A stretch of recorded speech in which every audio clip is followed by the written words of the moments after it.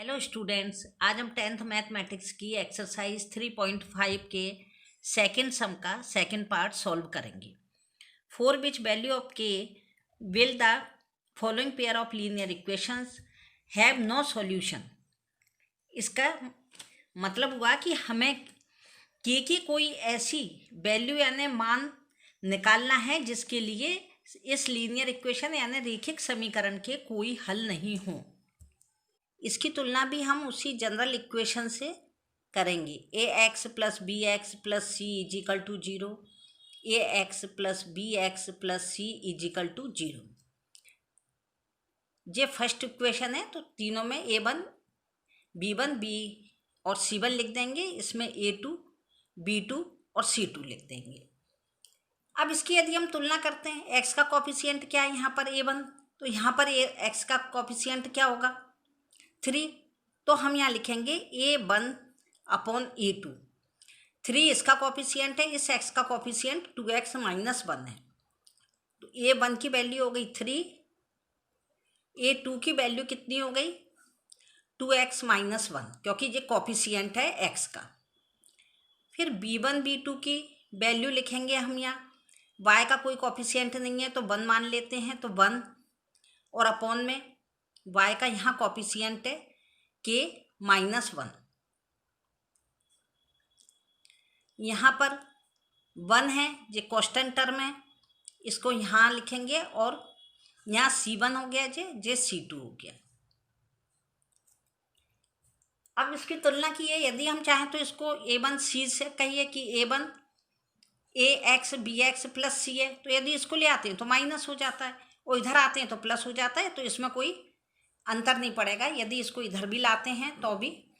अब इसकी तुलना करने के लिए हमें सबसे पहले क्या करना पड़ेगा कि इस क्वेश्चन में क्या लिखा है, फॉर विच वैल्यू ऑफ के का हमें ऐसा मान ज्ञात करना है जिसके लिए linear equation have no solution, यानी कि रैखिक समीकरण का कोई हल नहीं हो। तो इसके लिए कंडीशन क्या होती है, सबसे पहले इंग्लिश मीडियम वाले बच्चे लिखना, कंडीशन फॉर नो सॉल्यूशन, क्योंकि हमको नो सॉल्यूशन करना है अभी। No solution. हिंदी मीडियम के बच्चों को क्या लिखना है यहाँ पर, कोई हल नहीं है, कोई हल नहीं है की स्थिति में। यदि कोई हल नहीं होता तो इससे पहले की जितनी भी हमारी प्रीवियस वीडियो थी उनमें हमने आपको ये समझा दिया था कि A1 अपॉन A2 बराबर है B1 अपॉन B2 के, लेकिन बराबर नहीं है C1 अपॉन C2 के। तो ये इसकी कंडीशन क्या होती है कि इसका कोई हल नहीं है, यानी नो सॉल्यूशन। अब हमें इसका क्या देखना है कि A1 A2 B1 B2 और C1 C2 की जगह पर इसकी हम वैल्यू पुट कर देंगे। A1 3,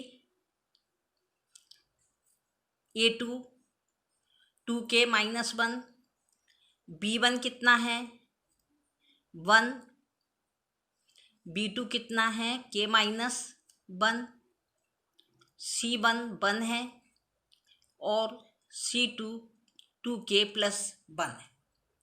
अब यहाँ तक हमारा हो गया है। इसमें इससे जो पहले की वीडियो हमने आपको बताई थी जिसमें इसका फर्स्ट पार्ट सेकंड सम का फर्स्ट पार्ट हमने किया था, तो उसमें यहाँ पर ए बी थे, इसलिए हमें 2 इक्वेशन बनाने थे। लेकिन यहाँ पर के है, यहाँ पर भी के है, तो हमें इसके केवल क्या बनाने, एक ही इक्वेशन बनेगा। वहाँ हमने पहले इन दोनों का क्रॉस मल्टीप्लाई किया था, फिर एक्स का निकाला था फर्स्ट, फिर इसका किया था, लेकिन हमें यहाँ पर केवल इन दोनों का ही क्रॉस मल्टीप्लाई करना है। तो इन दोनों का क्रॉस मल्टीप्लाई जब हम करेंगे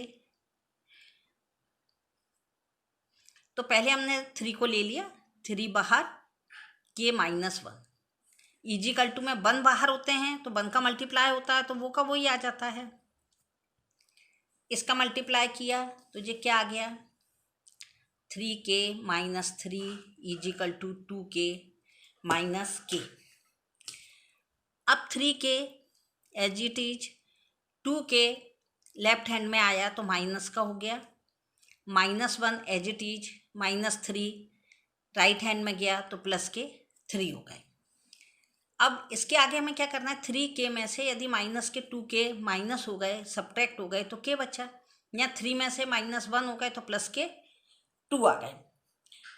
अब जो क्वेश्चन में क्या दिया गया है, फॉर विच वैल्यू ऑफ के, हमें के की ऐसी वैल्यू फाइंड करनी है जिसके लिए कि इस इक्वेशन के क्या होंगे, नो सॉल्यूशन होंगे। तो हमें यहाँ पर के का मान ज्ञात हो गया जिसके लिए समीकरण निकाय का कोई हल नहीं है।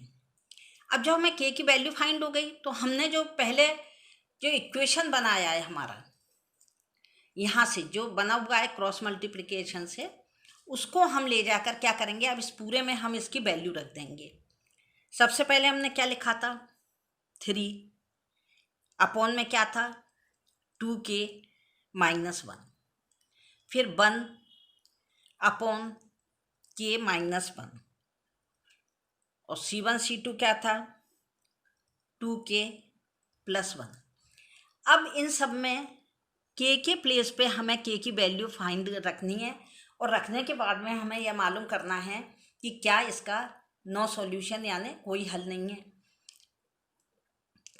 पुटिंग द वैल्यू आप लिखना चाहो तो लिखिए, नहीं तो कोई आवश्यकता नहीं है। यहाँ इसकी वैल्यू जो k की निकली है वो यहाँ रख ली। 1 अपॉन में k की वैल्यू 2, 1 और यहाँ 2 की वैल्यू और +1, यहाँ आ गया 3 अपॉन में 2 2 जा 4 -1, यहाँ 1 2 में से 1 को माइनस कर दिया 1, यहाँ 1 2 2 जा 4 और 1 कितने हो गए 5, यहाँ हो गए 3 4 में से 1 माइनस हो गया 3, 1 अपॉन 1 और 1 अपॉन 5, यहाँ आ गया 1 अपॉन 1, यानी कि जब 1 अपॉन 1 और जे भी 1 अपॉन 1 है, लेकिन जे नॉट इक्वल टू क्या है 1 अपॉन 5, यानी कि यह किसके इक्वल नहीं है, C1 C2 के।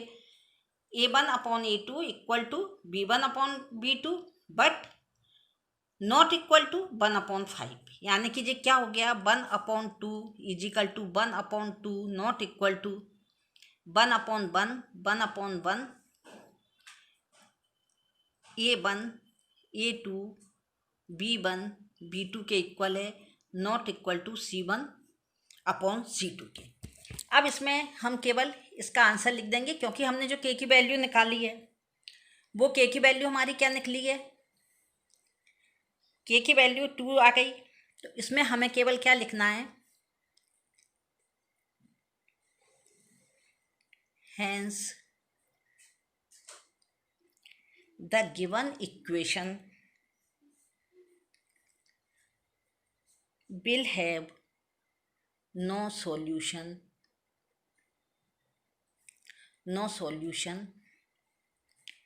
if x equal to 2। ये हमारा यहाँ तक का क्वेश्चन का आंसर आ गया कि हमारा जो 2 वैल्यू जो निकली है वो क्या है, उसके लिए कोई भी हल नहीं है, नो सॉल्यूशन। यहाँ हिंदी मीडियम के बच्चे लिख देना, k बराबर 2 मान होने पर इस समीकरण निकाय के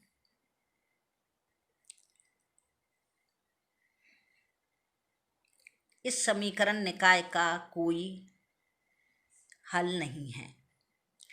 यानी कि हमने क्या किया कि k की वैल्यू रख के भी आपको बता दिया कि इसके कोई मान नहीं, कोई हल नहीं है, यानी कि नो सॉल्यूशन। ये आपका सम आज कंप्लीट हो गया। Thank you.